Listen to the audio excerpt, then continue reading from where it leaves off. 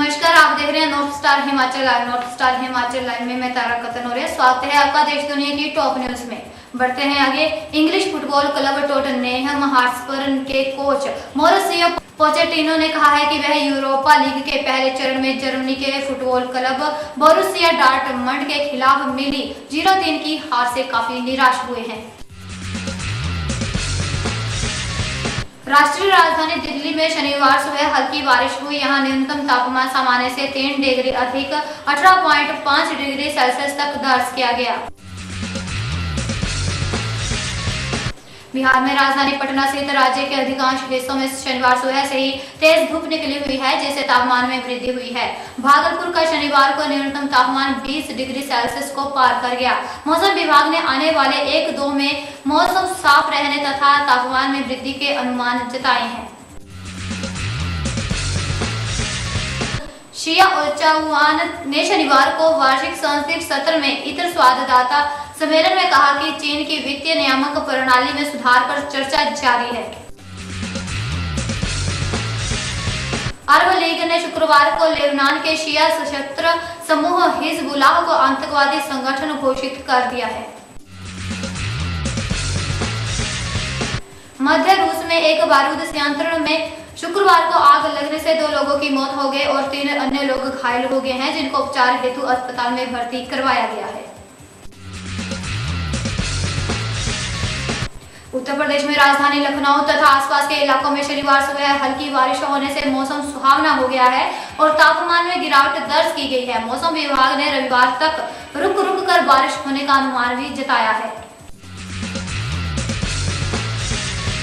बिहार विधानसभा चुनाव में अपने चुनावी प्रबंधन का हुनर दिखा चुके पीके उर्फ प्रशांत किशोर उत्तर प्रदेश में कांग्रेस को संजीवनी देने में जुटे हुए हैं। प्रदेश में कांग्रेस के लिए कृष्णमय नेतृत्व की तलाश में लगे पीके के कौशल की परख उत्तर प्रदेश के विधानसभा चुनाव में 2017 में हो जाएगी। पीके के सामने चुनावी जंग में लगातार पिट रही कांग्रेस को पटरी पर लाने की कवायद शुरू है। कुका को ब्राजीली फुटबॉल क्लब पाल्मीरास का कोच बनाया जा सकता है। कुका जल्द ही मार्सेलो ओलिविएरा का स्थान ले सकते हैं, जिन्हें बुधवार को बर्खास्त कर दिया गया था। फैशन डिजाइनर जोड़ी आशिमा लीना यहां 16 मार्च को दिल्ली में हो रहे अमेजन इंडिया फैशन वीक में फारस की संस्कृति को भारतीय रूप में पेश करेंगी। अमेरिका की पूर्व प्रथम महिला नैन्सी रीगन का शुक्रवार को साउथ कैलिफोर्निया में रोनाल्ड रीगन प्रेसिडेंशियल लाइब्रेरी में अंतिम संस्कार किया गया। हाल ही में रिलीज हुई फिल्म जय गंगाजल में पुलिस अधिकारी की भूमिका में नजर आए निर्देशक प्रकाश झा को उनके किरदार के लिए दर्शकों से काफी सराहना मिल रही है। चीन की मुद्रा युआन अस्थिरता के बाद सामान्य और उचित स्तर की ओर लौट रही है। अभिनेता कार्तिक आर्यन दुबई में आयोजित होने वाले the times of India films awards को लेकर काफी उत्साहित दिख रहे हैं। गाजा पट्टी में शनिवार सुबह इजरायली हवाई हमलों में एक बच्चे की मौत हो गई है। देश के शेयर बाजार के प्रमुख सूचकांकों में पिछले सप्ताह लगभग 0.30% तेजी रही।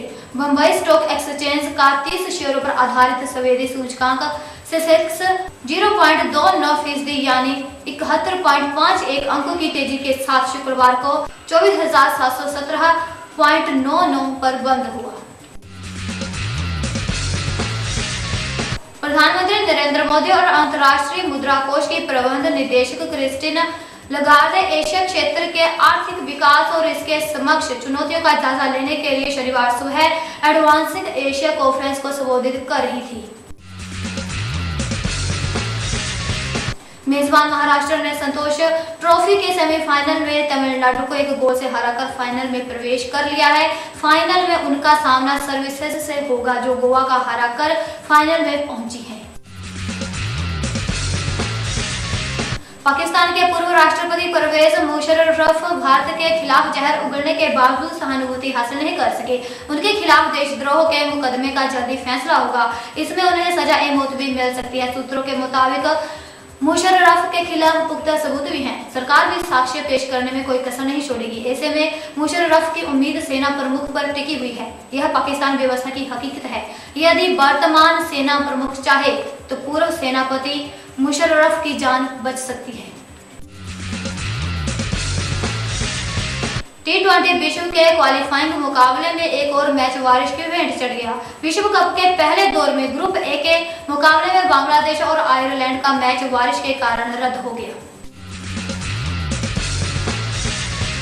भारत के मशहूर गोल्फ खिलाड़ी SSP चौरसिया, राशिद खान, हिम्मत राय और खालिद जोशी 22 मार्च से शुरू होने वाली 30 लाख रुपए की इनामी राशि वाली पहली कोलकाता क्लासिक गोल्फ चैंपियनशिप में हिस्सा लेंगे। इस बात की घोषणा शुक्रवार को कर दी गई है। छत्तीसगढ़ में बेटी बचाओ बेटी पढ़ाओ अभियान के चलते रायगढ़ जिले में शनिवार को 40 किलोमीटर लंबी मानव श्रृंखला बनाई गई। इस मानव श्रृंखला में रायगढ़ की कलेक्टर अलरमेल मंगई डी ने छोटे बच्चों को शामिल नहीं होने देने का आग्रह भी जनता से किया है।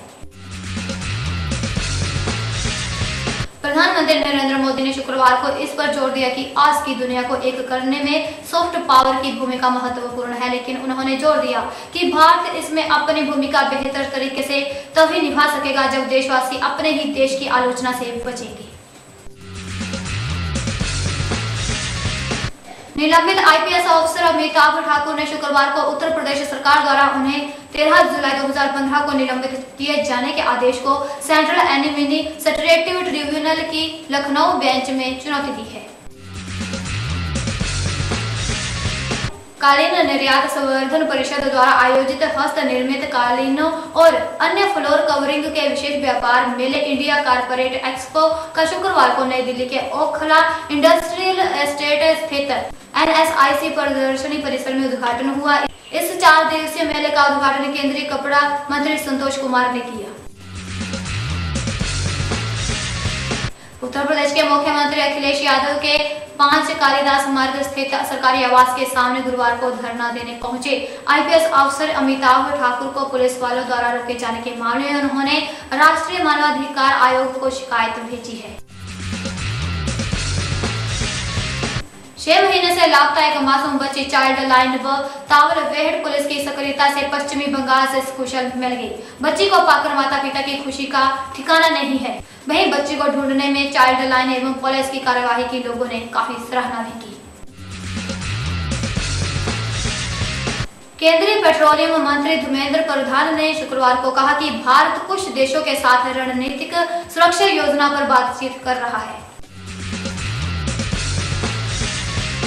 भारत के सामरिक तेल भंडार के पहले चरण में इस वित्त वर्ष के अंत तक कच्चे तेल के भंडार 50 लाख टन होगा, जिसका भंडारण 3 अलग अलग जगहों पर किया जा रहा है। सरकार ने इसकी जानकारी स्वयं दी। इशरत जहां मुठभेड़ मामले में संलिप्त पुलिस अधिकारियों पर से आपराधिक मुकदमा हटाने वाली जनहित याचिका को सर्वोच्च न्यायालय में शुक्रवार को खारिज भी कर दिया गया। इसी के साथ टॉप न्यूज में आज बस इतना ही। मुझे दीजिए इजाजत। नमस्कार।